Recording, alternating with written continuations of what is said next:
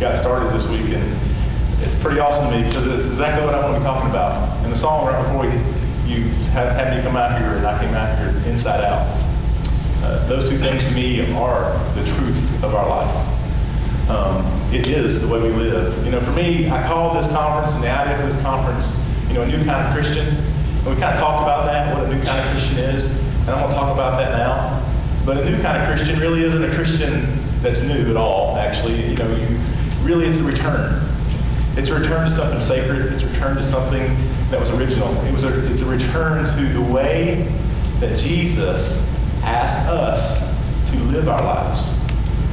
And the second part of it, grace, is not what you think it means. It's for me, you've heard several things about grace and how it works, and God loves us no matter what. But grace isn't what you think it means, because for me, grace is the most powerful force, something real in the universe.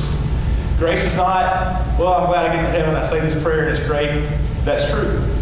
But grace means that I get to have something that no other person, well, really every other person in the world can have if they would just ask. If they would just believe, they can have His power. So for me, grace is the most powerful force.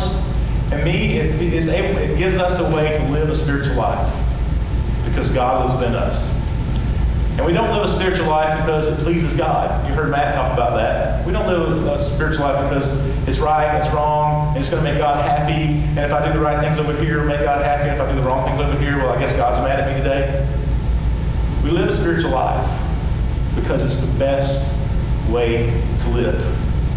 So I want to say that again because that's sometimes a hard truth for people, I think. We don't live a spiritual life because it pleases God.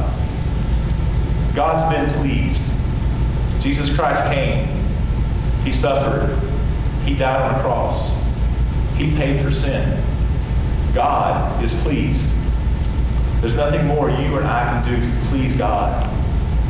God's not going to be angry at you because today you messed up.